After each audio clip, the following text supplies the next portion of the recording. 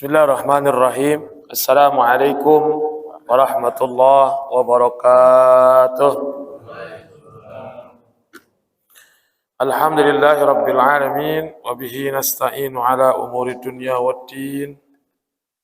Wassalatu wassalamu ala asyrafil anbiya'i wal mursalin sayyidina wa habibina wa syafi'ina wa qurrati a'yunina wa maulana Muhammadin Allahumma shalli alaihi wa ala alihi wa sahbihi ajma'in, amma ba'd. Subhanaka la ilma lana illa ma 'allamtana innaka antal alimul hakim. Rabbi shrah li sadri wa yassir li amri wa hlul 'uqdatam min lisani yafqahu qawli. Allahumma in kunta qabilta taubati wa ghafarta dhunubi akrimni bil fahmi wal hifzi hatta anna kulla man sami'a qiraati yazdad riqatun fi qalbihi wa in kana qasiyal qalbi. Ilahi akrim bir rizqil halal warzuqni min haitsu la yahtasib. Masyaallah hadirin wal hadirat, jamaah yang dirahmati Allah Subhanahu wa taala. Terkhusus guru kita Ustaz Irwan Hasan Basri, Imam Rawatib dan Ketua dan seluruh pengurus Dewan Kemakmuran Masjid Al-Furqan. Alhamdulillah wa syukurillah, pagi hari yang berbahagia ini kita sama-sama bisa kembali silaturahim, menggugurkan kewajiban kita untuk thalabul ilmi. Mudah-mudahan duduknya kita, hadirnya kita di majelis yang mulia ini akan mendatangkan keberkahan dan kebaikan dari Allah Subhanahu wa taala.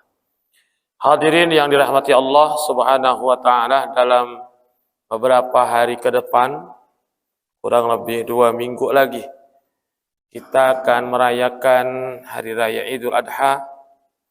Dan di Hari Raya Idul Adha kita disunnahkan untuk memotong hewan kurban. Nah, pada kesempatan yang berbahagia ini, izinkan saya akan sedikit membahas tentang fiqhul udhiyah atau fikih tentang hewan kurban atau fikih kurban, yang mudah-mudahan sedikit yang saya sampaikan ini bisa bermanfaat dan bisa kita amalkan. Dan ibadah kurban yang akan kita laksanakan mudah-mudahan diterima oleh Allah Subhanahu wa taala. Kurban atau udhiyah, ya, dalam bahasa Arab bisa menjadi udhiyah. Udhiyah itu seakar dengan kata duha, seakar dengan kata duha, seakar dengan kata adha, ya. Jadi disebut dengan udhiyah. Udhiyah itu adalah ma yudbahu minan na'ami taqarruban ilallahi yaumal idi wa ayyamit tasyriki. Kurban itu adalah sesuatu yang disembelih, ya. Sesuatu yang disembelih dari binatang ternak, taqarruban dalam rangka mendekatkan diri kepada Allah Subhanahu wa taala, yaumal idi, ya, pada hari raya Idul Adha, wa ayyamat tasyriki, dan pada hari-hari tasyrik, ya. Jadi hari raya Idul Adha itu tanggal 10 Zulhijjah, hari tasyrik itu tanggal 11, tanggal 12, dan tanggal 13 Zulhijjah. 4 hari ini diharamkan untuk berpuasa.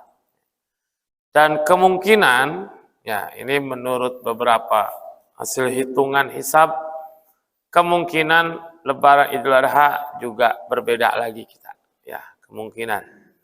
Karena Muhammadiyah sudah menetapkan hari Rabu, ya, tidak salah, 28 Juni, ya.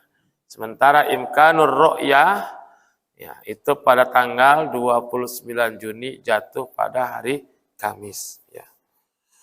Nah, pada hari raya Idul Adha ini atau hari-hari tasyrik ini, ya, disunnahkan untuk memotong hewan kurban minan na'am, dari binatang ternak. Jadi hewan yang dipotong itu sudah ada nasnya, sudah ada sudah jelas yang harus dipotong, yaitu unta, kemudian sapi ataupun kerbau, kemudian kambing, kemudian juga domba.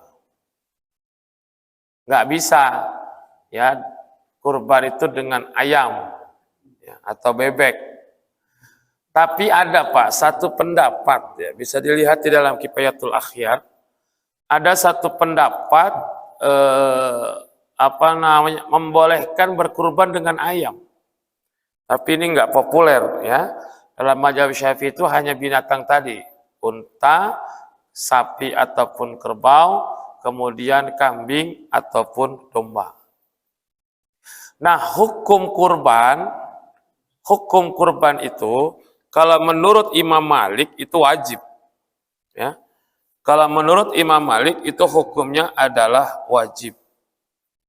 Kalau menurut Imam Abu Hanifah ya, itu wajib atas orang yang tinggal di daerah ataupun di perkampungan yang isinya adalah orang-orang kaya. Dan apabila dia memiliki harta sudah sampai nisab untuk membayar zakat, maka dia juga hukumnya wajib untuk berkurban. Ya. Nah, Imam Syafi'i atau mazhab Syafi'i dalam mazhab kita yang kita gunakan saat ini, hukum berkurban itu adalah sunnah muakkadah kifayah. Kalau dalam fardu itu wajib itu ada wajib atau fardu kifayah, kewajiban komunal, kewajiban yang dibebankan kepada sebagian masyarakat yang apabila ditunaikan oleh satu atau dua orang maka kewajiban yang lain menjadi gugur. Nah, kalau sunnah muakkadah kifayah, sunnah muakkadah terhadap keluarga, satu keluarga yang apabila salah satu anggota keluarga itu telah berkurban, maka sunnah muakkadah untuk anggota keluarga yang lain menjadi gugur. Misalkan seorang suami, seorang bapak dia berkurban atas namanya, kemudian sunnah muakkadah terhadap istri dan anak-anaknya menjadi gugur. Yang penting dalam satu keluarga ada satu orang yang berkurban.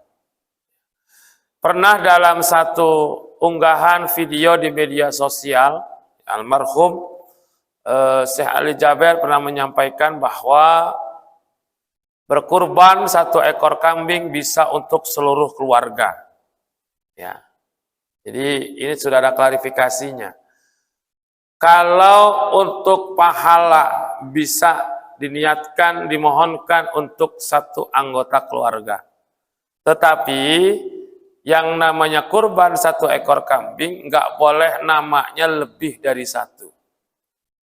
Satu ekor kambing untuk satu nama. Ya. Satu ekor sapi untuk 7 nama, 7 orang, ya, ataupun kerbau. Satu ekor unta juga untuk 5 orang. Jadi kambing ataupun domba itu sahnya menurut aturan syariat adalah untuk satu orang. Pahalanya untuk satu keluarga itu bisa diniatkan. Ya. Jadi mungkin maksud dari yang disampaikan oleh Syekh Ali Jaber dengan video yang yang beredar bahwa satu ekor kambing itu maksudnya adalah pahalanya bisa untuk diniatkan seluruh anggota keluarga, gitu ya. Nah, ini berkaitan dengan binatang yang akan dikurbankan. Untuk kambing, ya, kalau kambing bahasa kitanya tuh kambing Jawa ya, ada perbedaan antara kambing dan domba. Kalau domba itu usia 1 tahun sudah cukup umur untuk dijadikan hewan kurban. 1 tahun, ya. Bahkan ada pendapat 8 bulan, ada lagi yang lebih ekstrim 6 bulan. Ya, tapi secara umum yang masyhur itu dalam mazhab Syafi'i, kambing itu minimal 1 tahun usianya. Masuk tahun kedua, maka dia sah untuk dijadikan hewan kurban. Kalau kambing atau kambing Jawa, bandot, itu minimal 2 tahun. masuk tahun ketiga.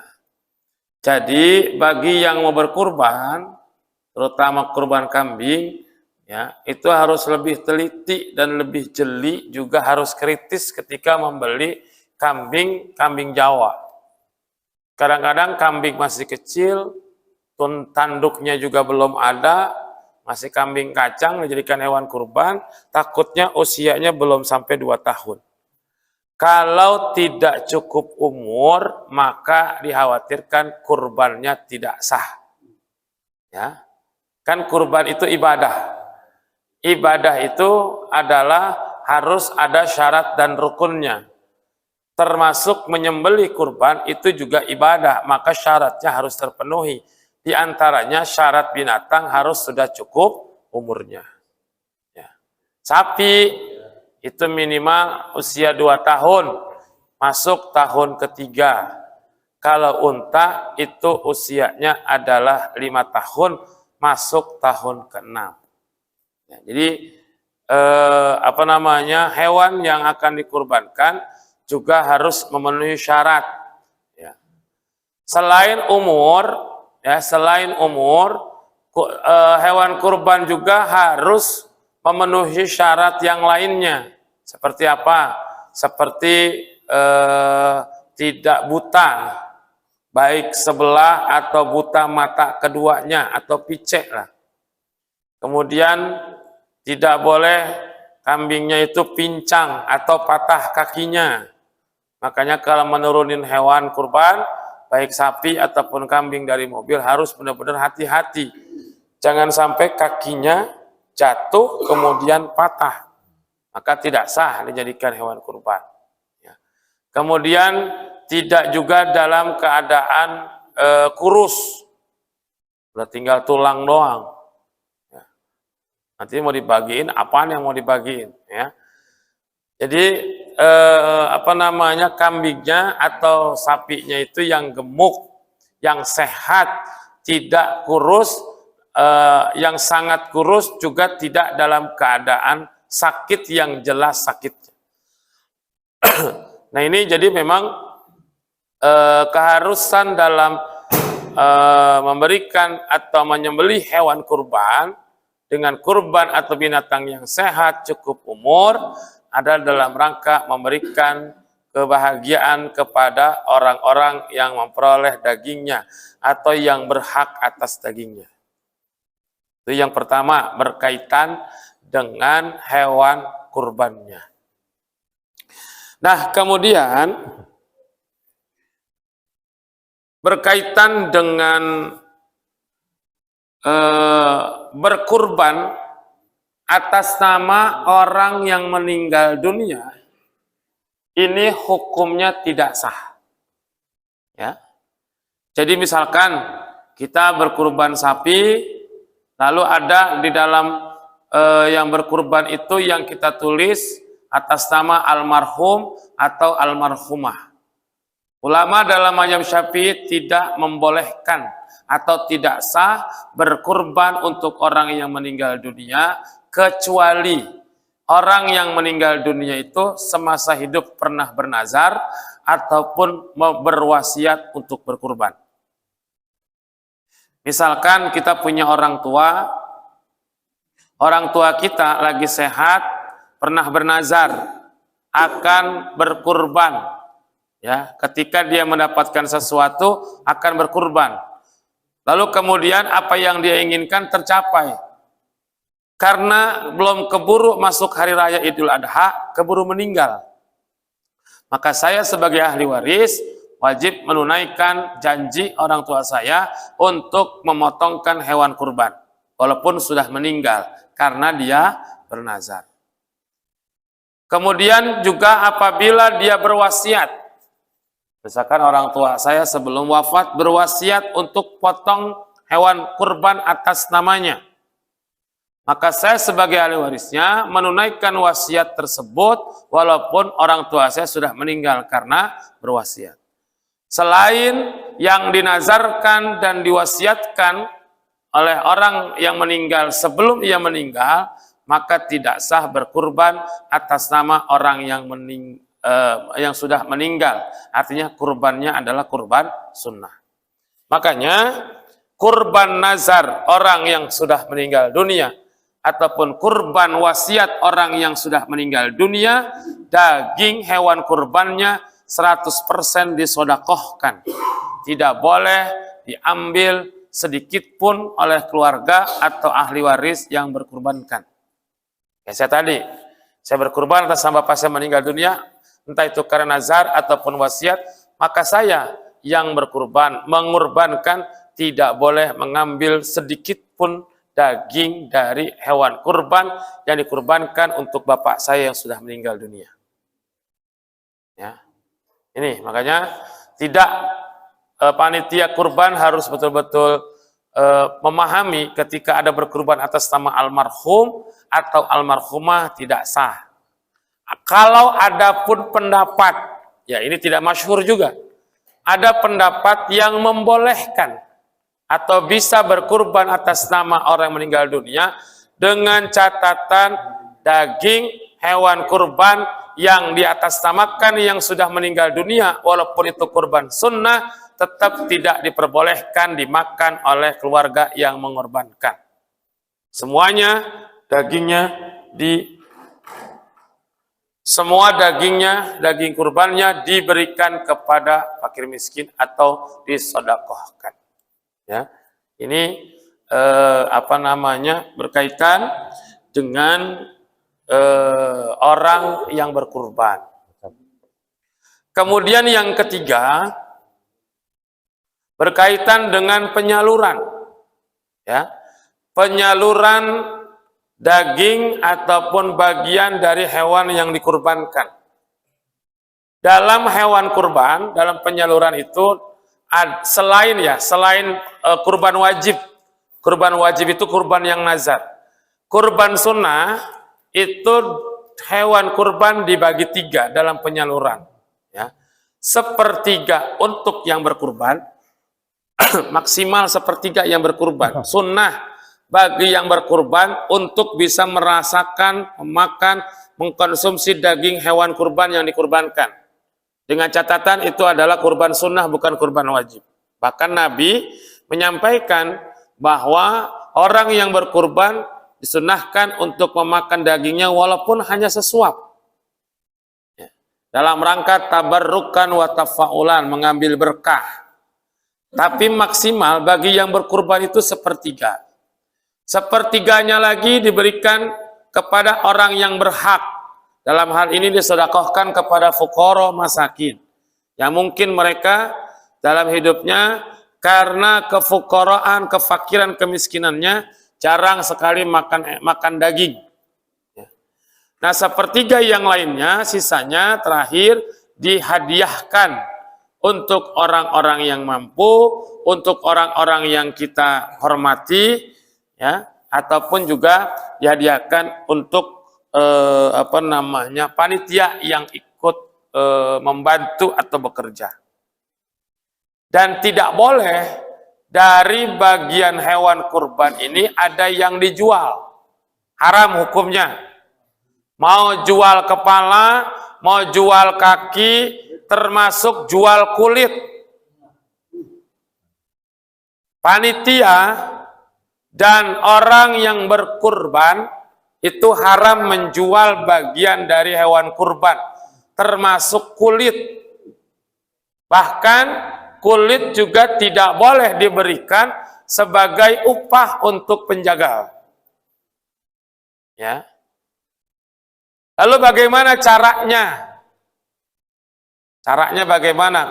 Misalkan di sini berapa ekor sapi, kalau kulitnya kagak dimanfaatkan untuk yang lain akan menjadi busuk, bau, jadi penyakit. Daging kurban atau apapun bagian dari hewan kurban yang tidak boleh menjual itu adalah orang yang berkurban dan panitia kurban karena mewakili pekurban. Tapi ketika daging itu sudah tamlik kepada orang yang berhak, maka orang yang sudah mendapatkan daging kurban itu boleh untuk menjualnya. Misalkan Saya dapat daging kurban dari Masjid Al-Furqan, dari panitia Masjid Al-Furqan. Dapat saya dagingnya kan? Udah tamlik, itu milik saya. Nah, daging yang saya miliki itu mau saya masak, mau saya kasih lagi ke orang lain, atau saya jual, boleh. Karena sudah jadi milik saya. Ya. Yang nggak boleh itu siapa? Yang berkurban dan panitia kurban. Nah, kulit ataupun yang lainnya yang apabila tidak disalurkan, diberikan, ini akan tidak akan bermanfaat, kasih dulu tuh kulit kepada orang lain. Jadi kalau ada pengepul kulit, bukan panitia yang jual, bukan yang berkurban yang menjual. Mau alasan untuk operasional, mau alasan untuk apapun, dalam mazhab Syafi'i haram hukumnya menjual kulit kurban.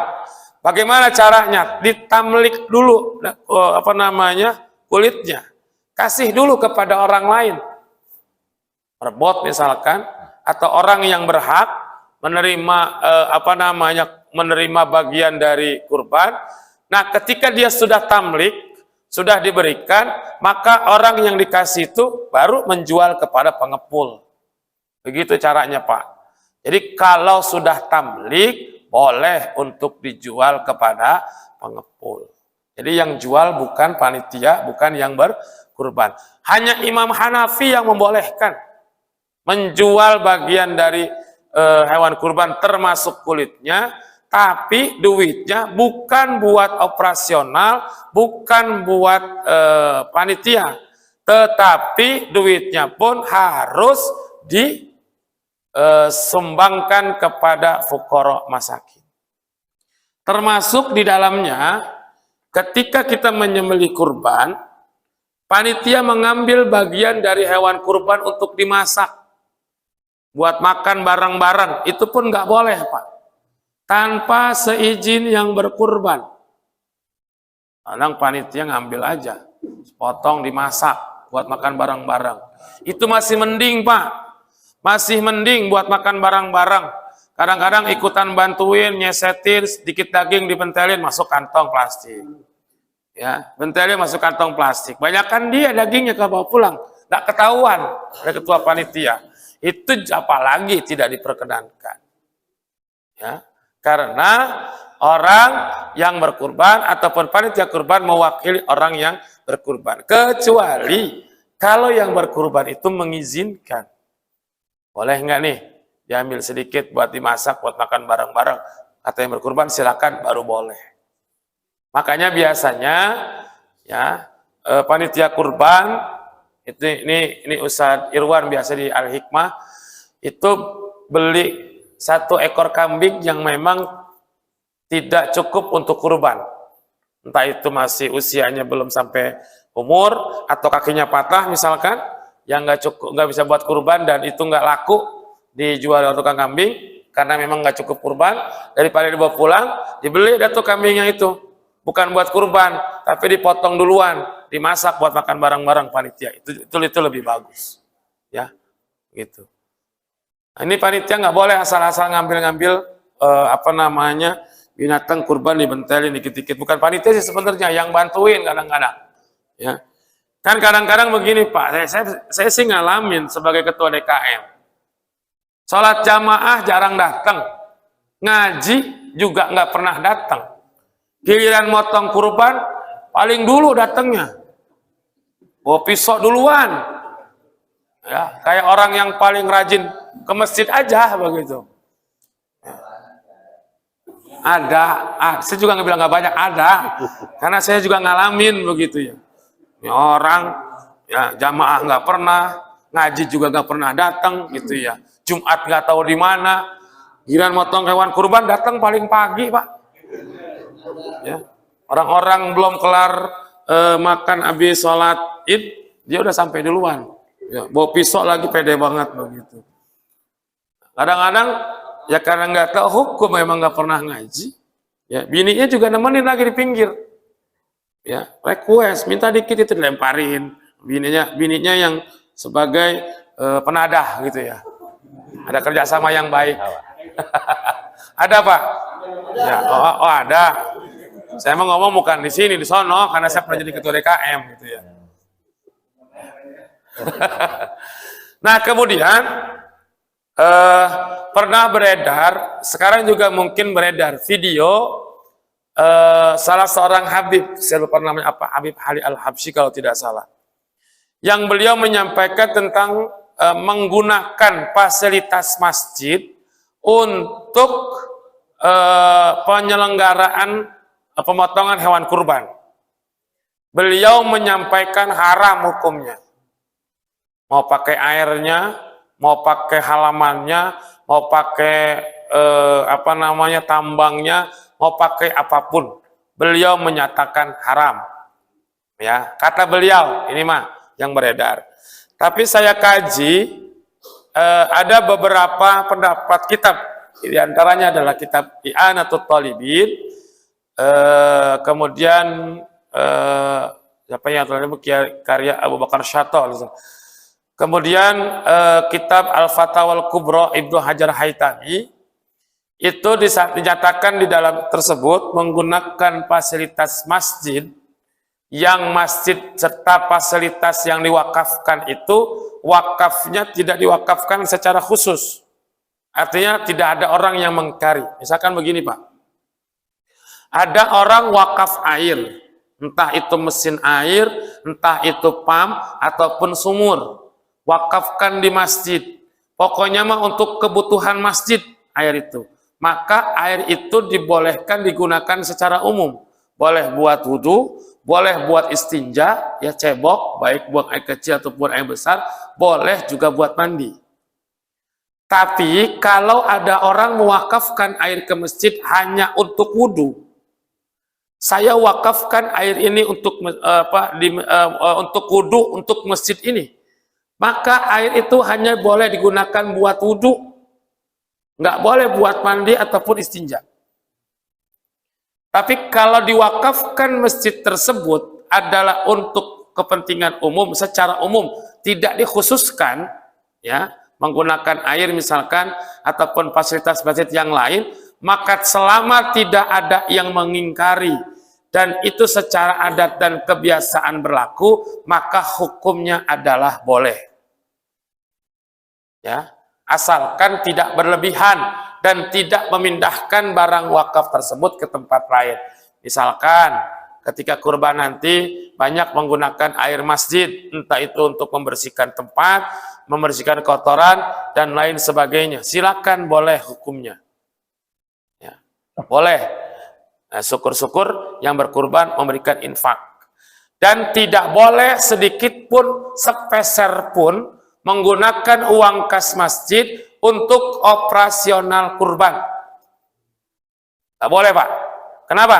Karena kurban itu ibadah personal, ibadah perorangan. Kas masjid itu untuk kepentingan umum. Nggak boleh kas masjid digunakan untuk kepentingan ibadah personal. Makanya seluruh biaya operasional kurban ditanggung oleh yang berkurban. Boleh Pak, kurban sapi 1 ekor, biaya operasionalnya sekian. Buat bayar jagal, buat apa lagi? Beli plastik, buat beli air, buat beli makanan, buat beli tambang, dan seterusnya. Silakan dikalkulasikan, 1 ekor sapi berapa operasionalnya. Dan berkurban yang mengeluarkan. 1 ekor kambing berapa operasionalnya? Yang berkurban yang mengeluarkan, jangan dari masjid. Ya. Harusnya kan yang berkurban yang motong, yang berkurban yang nyacak, yang berkurban yang menyalurkan. Tapi karena dia nggak bisa, karena dia nggak sanggup, maka dititipkan kepada panitia sebagai orang yang mewakilkan. Maka panitia pun berhak untuk meminta uang operasionalnya. Kan panitia bukan malaikat, ya. Yang jagal juga bukan malaikat. Boleh Pak. Kalau ini bocoran. Saya dulu waktu di Al-Huda itu 1 ekor sapi 1,5 Pak biaya operasionalnya. Karena jagal aja 1 ekor sapi minta 1 juta kan? 1 ekor sapi minta 1 juta. Ya, bisa 1 juta lebih dari jatuhin, nyeset, turun sampai turun daging. Itu 1 juta 1 ekor sapi. Ya. Itu baru 1 juta. Sekarang kalau 1 juta nggak operasional, buat jagal doang, buat beli plastik dari mana? Ya kan? Buat minum dari mana? Makanya orang yang berkurban itu harus memang betul-betul berkorban. Ya, bukan hanya memotong hewan kurban, tapi juga berkorban dari hartanya untuk operasional itu. Kemudian tidak boleh menggunakan area ibadah masjid untuk, ya, ini kan masjid itu kan ada area untuk ibadah, ada taman ataupun yang memang tidak digunakan keseharian dalam ibadah. Kalau di sini seperti ruang utama, sebelah itu beranda kan, itu kan digunakan untuk ibadah. Selama itu digunakan untuk sholat dan lain sebagainya, tidak diperbolehkan untuk mengumpulkan ataupun digunakan untuk tempat daging kurban. Kenapa? Karena daging kurban itu berlumuran darah. Darah itu bagian dari salah satu najis. Khawatir ketika orang sholat masih ada darah di situ, maka tidak sah sholatnya karena tidak memenuhi syarat. Gitu ya. Ada saya lihat beberapa masjid itu bahkan bukan cuma naruh daging, dia memotong hewan kurbannya, ya, masih dalam area tempat dia ibadah, bukan di halamannya. Itu kenapa? Karena dikhawatirkan najis. Begitu. Nah, yang terakhir mungkin nanti ada yang saya terlewat membahas, ada yang tanyakan, mudah-mudahan nanti bisa disampaikan semua. Terakhir, bolehkah memberikan daging kurban kepada orang non-muslim? Ya, ini ada pertanyaan begitu. Hampir semua ulama dalam mazhab Syafi'i dalam beberapa kitab fikih yang terkenal, di Hayatul Muhtaj, Imam Ar-Ramli, Tuhfatul Muzhab, Ibn Hajar Al-Haytami, Bughdil Muhtaj, Imam Asy-Syarbini, ataupun beberapa kitab fikih yang lainnya, pendapat mereka haram memberikan daging kurban kepada non-muslim. Kenapa? Karena Idul Adha itu bahasanya pestanya orang-orang Islam. Apalagi mereka yang jarang makan daging. Tetapi dalam kitab Al-Majmu' Syara' Al-Muhadzab, Al-Imam An-Nawawi mengutip satu pendapat ulama boleh menghadiahkan daging kurban untuk non-muslim. Nah, kalau kita dalam lingkungan di Masjid Al-Furqan ini kan masyarakatnya yang tinggal di sekitar masjid kan enggak semuanya muslim. Ada sebagian atau mungkin juga beberapa orang yang non-muslim. Betul Pak Rw ya? Ada yang non-muslim. Sebagai bentuk toleransi, sebagai bentuk kebersamaan, maka boleh kita membagikan bagian atau daging hewan kurban untuk non-muslim, dihadiahkan. Dari mana dasarnya? Pendapat yang dinukil oleh Al-Imam An-Nawawi, ya, yang membolehkan membagi daging hewan kurban kepada non-muslim. Kan kesian Pak, dia tinggal di Perumnas di sini, misalkan Jalan Dadap, sebelah kirinya orang Islam, sebelah kanan orang Islam, depannya orang Islam, semuanya dapat daging kambing, semuanya pada nyate. Lah dia dapat asapnya doang, nggak dapat dagingnya, gitu ya. Nah itu kan khawatir akan kurang harmonis kehidupan bermasyarakat. Boleh, silakan bagi sebagian atau berhadiahkan daging kurban untuk mereka, biar mereka bisa merasakan, ya, daging kurban yang dipotong oleh kaum muslim. Nah itu Bapak dan Saudara, sedikit tentang fiqhul udhiyah, tentang fikih kurban, yang mudah-mudahan ini bisa kita amalkan sehingga ibadah kita betul-betul bisa diterima oleh Allah Subhanahu wa Ta'ala. Yang dilarang itu menggunakan uang masjid untuk operasional, menggunakan. Sekarang panitia berhutang kepada bendahara masjid ataupun pengurus masjid untuk membeli ataupun persiapan lah, ya. Biasa kalau persiapan kan belum ada yang berkurban atau bayar kurban. Ini panitia belum punya uang operasional, misalkan berhutang kepada pengurus masjid. Kalau bahasanya berhutang, ini kan dalam muamalah hukumnya boleh. Ya, yang namanya berhutang hukumnya adalah boleh. Yang penting ada atau memenuhi syarat dan rukunnya. Siapa yang berhutang, siapa yang memberikan piutang. Dan tentunya karena ini adalah bentuk hutang piutang, maka yang berhutang wajib untuk membayar hutangnya sesuai dengan waktu atau kesepakatan antara dua belah pihak. Misalkan panitia kurban berhutang kepada pengurus masjid buat bendahara untuk membeli peralatan, ya nanti setelah atau pada hari raya Idul Adha dana operasional dari perkurban sudah terkumpul dibayar, silakan. Jadi muamalah itu hukum asalnya adalah boleh. Yang tidak boleh tadi menggunakan. Jadi bukan berhutang, menggunakan. Kalau menggunakan kan tanpa ada ganti. Namanya menggunakan. Tapi kalau berhutang hukumnya adalah boleh. Jadi gitu Pak. Ya, ya syukur-syukur sih ada yang mau infak khusus buat kurban ya. Misalkan saya infak untuk beli peralatan, berarti dia mewakafkan. Ya. Untuk peralatan kurban setiap tahun bisa dipakai, misalkan entah itu tambang, entah itu besi atau yang lain sebagainya, entah itu tempat biasanya termasuk saya pernah bikin tempat itu khusus untuk pemotong kurban Pak. Ada tempat apa namanya kayak ring gitu, besi atau apapun termasuk juga lubang yang permanen yang sehingga tiap tahun itu bisa digunakan di situ. Kalau ada yang berinfak seperti itu namanya dia mewakafkan. Maka setiap tahun bisa digunakan dan itu adalah menjadi hak milik masjid. Begitu. Syukur-syukur sih begitu ya, ada yang itu. Ya mudah-mudahan apa yang kita kaji pada pagi hari ini bermanfaat dan bisa kita amalkan. Al-Fatihah. A'udzubillahi minasyaitonirrajim. Bismillahirrahmanirrahim. Alhamdulillahirabbil alamin arrahmanir rahim maliki yaumiddin.